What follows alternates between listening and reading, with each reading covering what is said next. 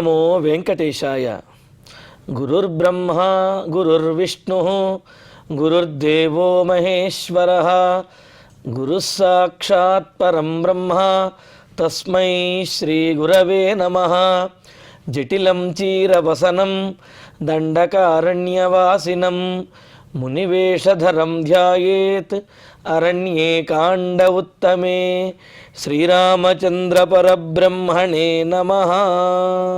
అథ శ్రీమద్ రామాయణే వాల్మీకీయే ఆదికావ్యే అరణ్యకాండే షష్ఠः సర్గः. త్వమాసాద్య మహాత్మానం ధర్మజ్ఞం ధర్మవత్సలం అర్థిత్వాన్నాథ వక్ష్యామః తచ్చనః క్షంతుమర్హసి. రామచంద్రమూర్తి శరభంగ ఆశ్రమానికి వచ్చారు. శరభంగ మహర్షి రాముడు చూస్తుండగానే మరి ఆయన బ్రహ్మలోకానికి కూడా వెళ్ళిపోయారు.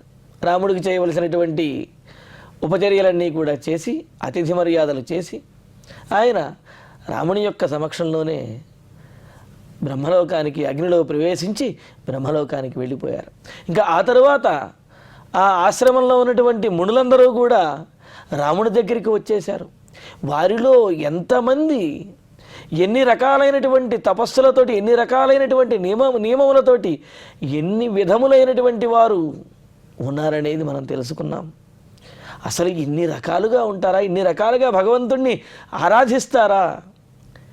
ఇంత కష్టతరంగా వారు ఉంటారా అనేది మనకు ఆశ్చర్యాన్ని కలుగజేస్తుంది.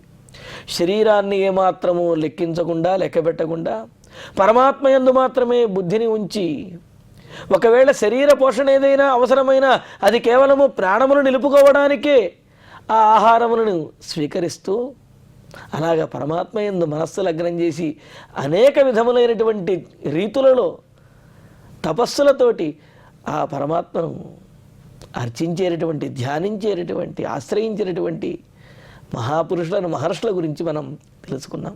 మరి అటువంటి మహర్షులందరూ కూడా రామచంద్రమూర్తి దగ్గరికి వచ్చి, రామచంద్ర, త్వమాసాద్య మహాత్మానం ధర్మజ్ఞం ధర్మవత్సలం అని అంటూ, నాథ అంటే మా అందరికీ కూడా దిక్కుగా ఉన్నటువంటి స్వామి రామచంద్ర ప్రభో, ధర్మజ్ఞం, నీవు ధర్మం తెలిసినటువంటి వాడివి, ధర్మవత్సలం, ధర్మము యందు వాత్సల్యం కలిగిన వాడంటే ధర్మాన్ని ఏదో తప్పనిసరి అయింది కాబట్టి పాటించడమో, లేకపోతే ఇంకా ఎవరైనా ఏదన్నా అనుకుంటారని పాటించడమో, ఇలా కాకుండా ధర్మము మీద ప్రేమతోటి పాటించడం అనేది చాలా తక్కువ మందిలో ఆ లక్షణం ఉంటుంది. అటువంటి ధర్మవాత్సల్యం కలిగిన వారిలో గొప్పవాడు రామచంద్రమూర్తి. అందుకనే ధర్మవాత్సల్యం కలిగినటువంటి వాడివైన నిన్ను ఎటువంటి వాడి మహాత్మానం. రాముడు మహాత్ముడు అవ్వటానికి కారణమే ధర్మము తెలుసుకొని ఉండటము, ధర్మము యందు వాత్సల్యం కలిగి ఉండటము. ఆ విధమైన లక్షణములతోటి మహాత్ముడమైన త్వాం, నిన్ను అర్థిత్వాం ఆసాద్య వక్ష్యామః, అర్థులమయ్యి అంటే యాచకులుగా మా కోరికను నీవు నెరవేర్చాలి అనే ఆర్తితోటి నీ దగ్గరికి వచ్చి మేము ఈ విధంగా యాచిస్తూ ఉన్నాము. నాథా నహ తత్ క్షంతుమర్హసి, మా ఈ చర్యను, మేము చేస్తున్నటువంటి ఈ పనిని నీవు క్షమించాలయ్యా అని అంటున్నాడు. అదేమిటండి, ఆపదలో ఉన్నవాడు దగ్గరికి వచ్చి అడిగి, నేను ఈ విధంగా అడిగినందుకు నన్ను మమ్మల్ని క్షమించాలి అంటే ఎదుటి వారిని ఏమైనా ఇబ్బంది పెడుతున్నామేమో అనే ఆలోచన ఒక కారణమైతే, ఇక్కడ విశేషమైనటువంటి మరొక కారణం కూడా ఉన్నది. ఏమిటి అంటే, పరమాత్మ దగ్గరకు, రామచంద్రమూర్తి దగ్గరికి వచ్చి వారు మొరబెట్టుకోవలసినటువంటి అవసరము ప్రత్యేకంగా లేనే లేదు. వారి యొక్క స్థితిని చూచి రాముడే వారిని రక్షించడానికి స్వచ్ఛందంగా ఆయనే సిద్ధమవుతాడు. అటువంటిది వారు దగ్గరికి వచ్చి మేము అడిగితే కానీ నువ్వేమీ చెయ్యవో అన్నట్లుగా ఈ విధంగా వాళ్ళు అడగటం అనేది మరి రాముణ్ణి ఇబ్బంది పెట్టినట్లే అవుతుంది కదా. రాముడి యొక్క గొప్పతనాన్ని కొంత తగ్గించినట్లు అవ్వచ్చు కదా.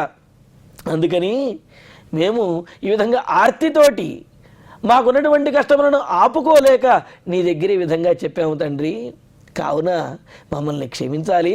ఎందుకంటే అన్నీ తెలిసినటువంటి వాడివి, అందరినీ కూడా రక్షించేటటువంటి వాడివి నీవు మేము అడిగినా అడగకపోయినా సరే రక్షించేటటువంటి వాడివి. అయినప్పటికీ కూడా ఆర్తితో మేము తొందరపడి ఈ విధంగా అడిగాము, అందువల్ల మమ్మల్ని క్షమించాలయ్యా అని అంటూ మరి అక్కడ శాస్త్రం చెబుతున్నది, స్మృతుల్లో అంటారు, సత్సు కార్యవతాం పుంసాం అలమేవ అగ్రత స్థితి అని అంటున్నారు.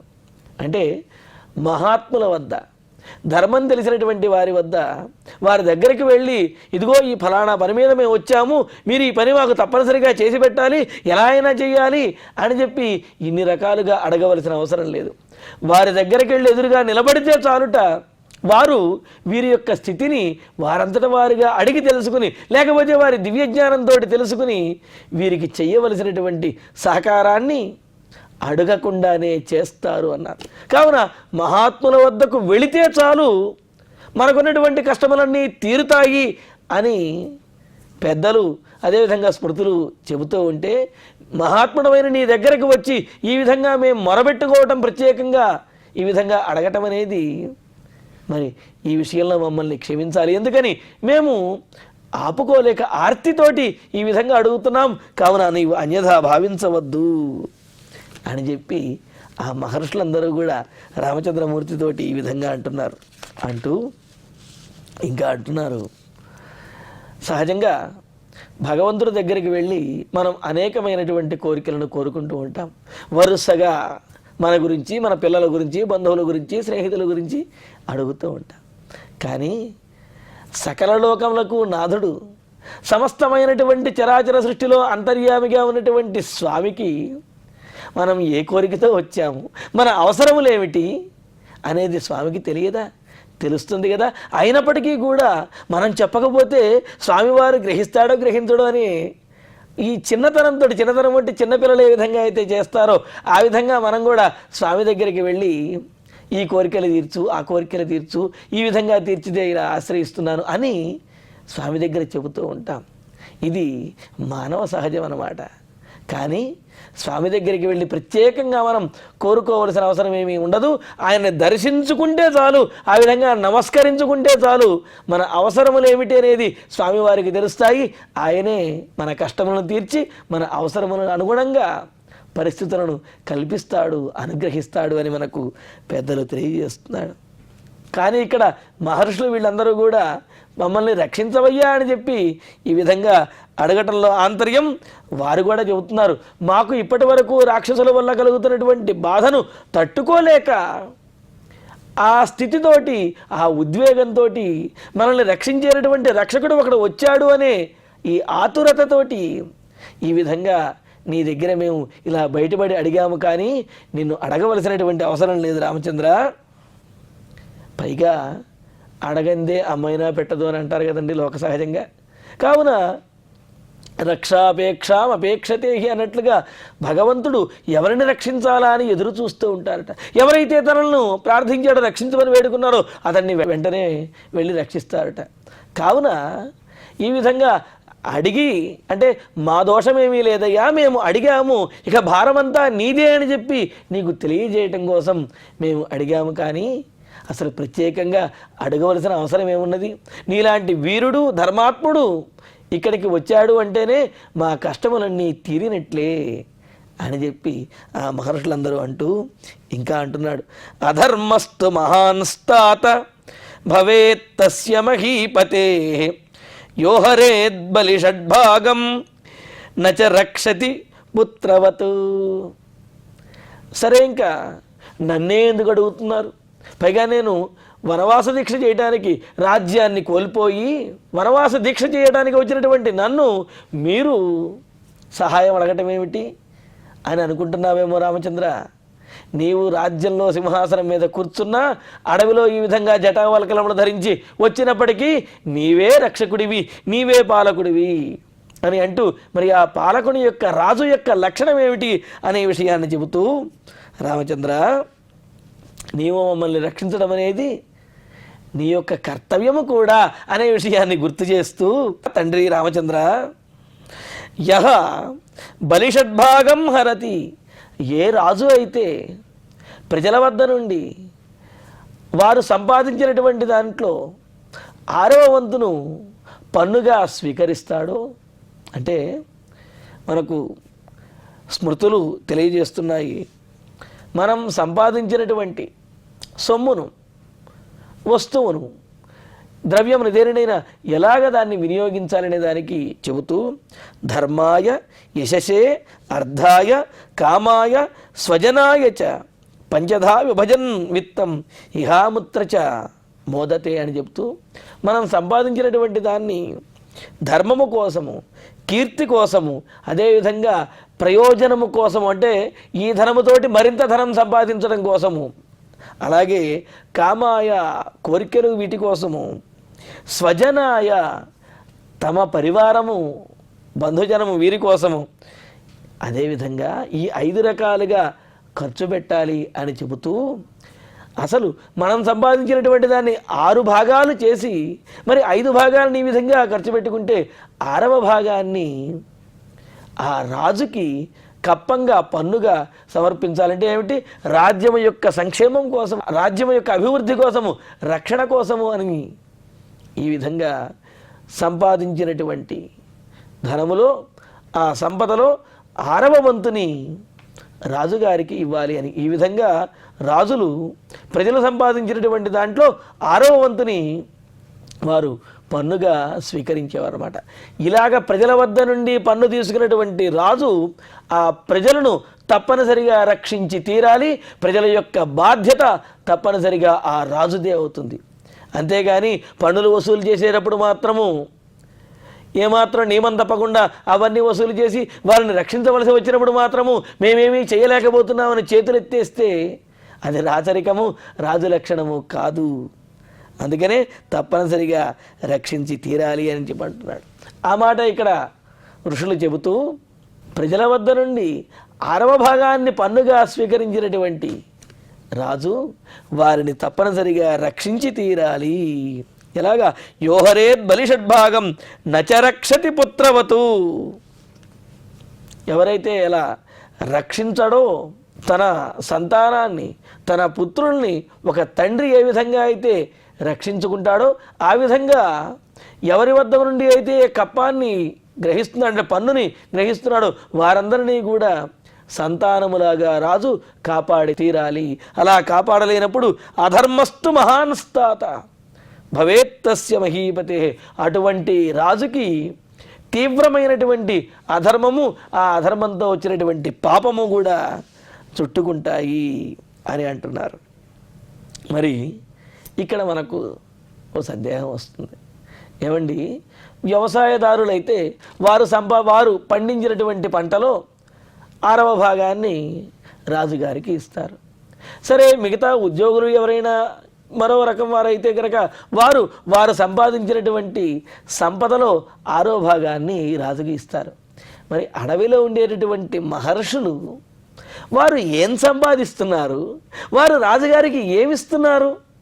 మరి రాజుకి ఏమి వీరు ఇవ్వనప్పుడు వీరిని రక్షించవలసినటువంటి బాధ్యత రాజుకి ఎలా ఉంటుంది అని మనకు అనిపించవచ్చు. కానీ వీరు చేస్తున్నటువంటి తపస్సులలో 6వ వంతు రాజుగారికి ఆ శక్తి, ఆ ధర్మం అనేది, పుణ్యం అనేది రాజుకి వచ్చి తీరుతుందన్నమాట.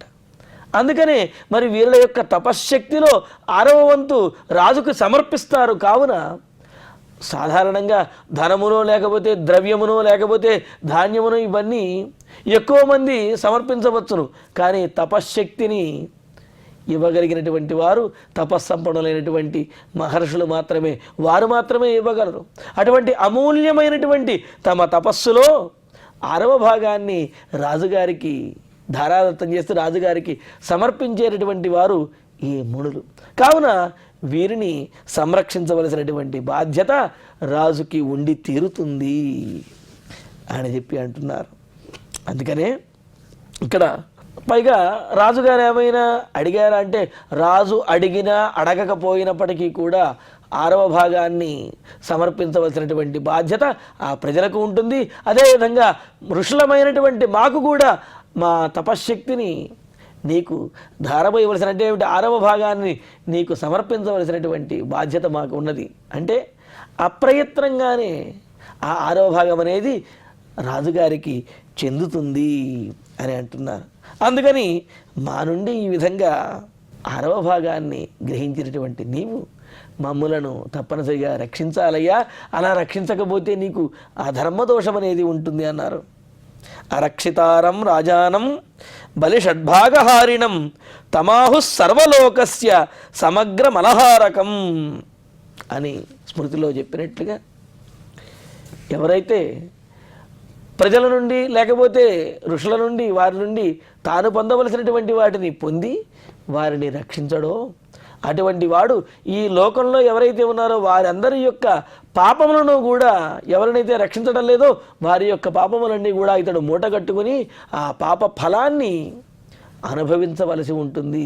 కావున రాజు తమ రాజ్యంలో ఉన్నటువంటి తమ ఏలికలో ఉన్నటువంటి వారందరినీ తమ ఏలికలో ఉన్నటువంటి భూమి ఏదైతే ఉన్నదో అడవులు కానివ్వండి అవి ఆ ప్రాంతంలో ఉన్నటువంటి వారందరినీ కూడా రక్షించవలసినటువంటి ధర్మము రాజుకి ఉన్నది అనే విషయాన్ని వీరు గుర్తు చేస్తూ ఇంకా అంటున్నారు, యుంజానస్వానివ ప్రాణాన్ ప్రాణైరిష్టాన్ సుతానివ నిత్యయుక్త సదా రక్షన్ సర్వాన్ విషయవాసినః.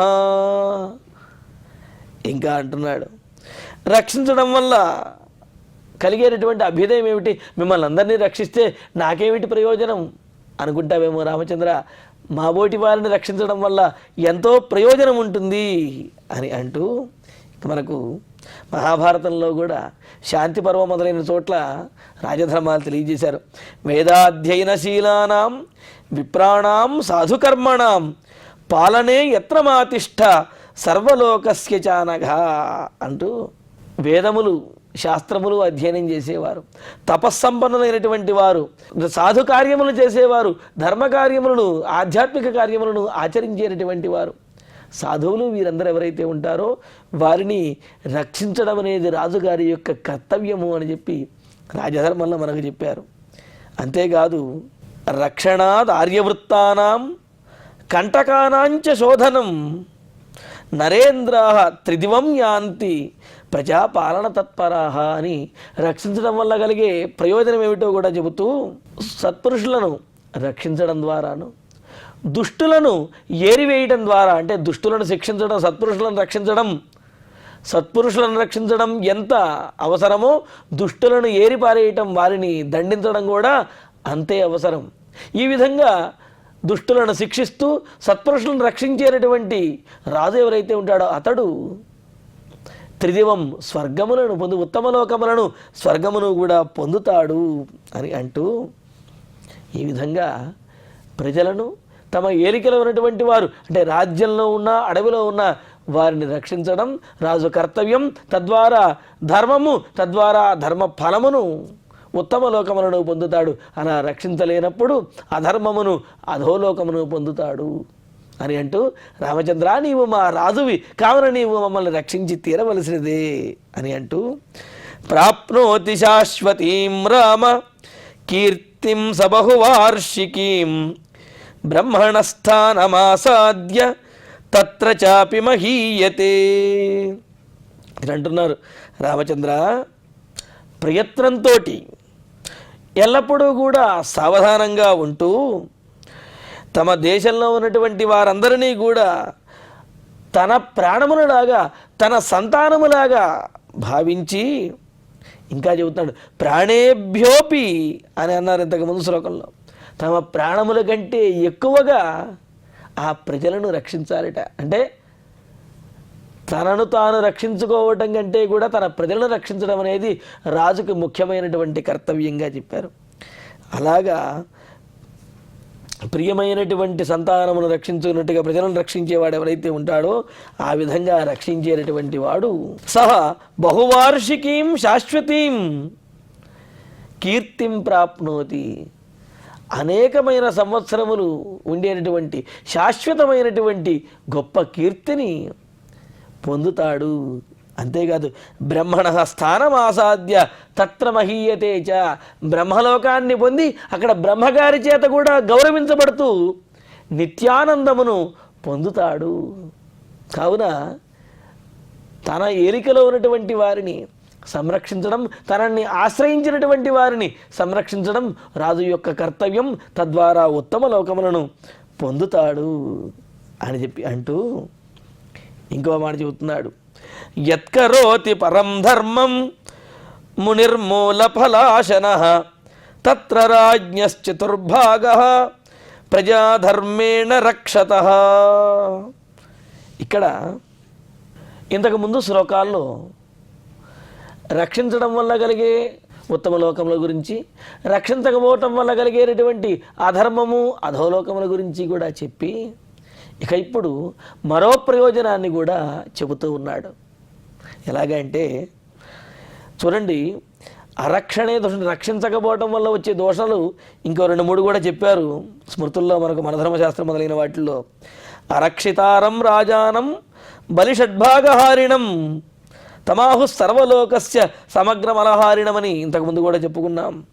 అంతేకాదు ధర్మారామాన్ ధర్మపరాన్ ఏ నరక్షంతి మానవాన్ తమాహు సర్వలోకస్య సమగ్రమలహారిణమని శాంతి పర్వంలో మరలా అదే భావంతో వచ్చే మరో శ్లోకాన్ని కూడా తెలియజేశారు. ఈ విధంగా రక్షించకపోవటం వల్ల వచ్చే దోషములు తెలియజేసి ఇంకో ఫలితం కూడా చెబుతూ ఏమంటున్నారు. యత్కరోతి పరం ధర్మం మునిర్మూల ఫలాశనః తత్ర రాజ్ఞశ్చతుర్భాగః ప్రజాధర్మేణ రక్షతః. అడవులలో కందమూలములు తింటూ జీవించేటటువంటి ఆ మునులు కూడా రాజుగారికి రుణపడి ఉంటారు అన్నారు. ఎందుకని ఆ అడవి ప్రాంతం కూడా రాజుగారి యొక్క ఏలికలో రాజుగారి రాజ్యానికి సంబంధించినది అయి ఉంటుంది. కావున అక్కడ ఉండేవారు కూడా రాజుకి రుణపడి ఉంటారు. అంతేకాదు ఆ అడవులలో ఉండే వారిని రక్షించడం ద్వారా కూడా రాజు ధర్మాన్ని ఆచరించిన వాడు అవుతున్నాడు. దానితో పాటుగా వారు చేసేటటువంటి పుణ్యములో 4వ భాగాన్ని ఈ రాజుగారు ఫలంగా పొందుతారు అన్నారు. అంటే 4వ భాగం అంటే పావు వంతు ఫలాన్ని రాజు పొందుతాడు. చూడండి, రక్షించడం ద్వారా తన కర్తవ్యాన్ని తాను పాటించడం ద్వారా కూడా ఒకటి వారు చేసినటువంటి తపస్సులలో ఫలం అనేది 6వ భాగం అనేది వచ్చేస్తుంది అనేది ఒక విషయం చెప్పి ఇప్పుడు ఏమంటున్నారు, నాకు 4వ భాగము రాజుగారికి ఆ పుణ్యం అనేది వస్తుంది అని చెబుతున్నారు. ఇందులో విశేషం ఏమిటి అంటే ఇక్కడ 3 రకాలైనటువంటి విశేషాలను చెప్పారు. ఏమిటి అంటే మొదట 6వ భాగం పొందుతారు అనే విషయం ఒకటి చెప్పారు. ఆ తర్వాత 4వ భాగాన్ని పొందుతాడు అని చెప్పి ఈ శ్లోకంలో చెబుతున్నారు. మరొక చోట 2వ భాగాన్ని అంటే ఏమిటి, ఎవరినైతే రాజు రక్షిస్తారో వారు చేసేటటువంటి పుణ్యంలో 2వ భాగం రాజుగారికి వస్తుంది అని చెప్పి ఈ విధంగా చెప్పారు. ఇదేమిటండి, 6వ భాగం వస్తుందా, 4వ భాగం వస్తుందా, 2వ భాగం వస్తుందా? మరి ఇన్ని రకాలుగా ఎలా చెబుతారు అంటే దీంట్లో కూడా కొన్ని విశేషాలు ఉన్నాయి.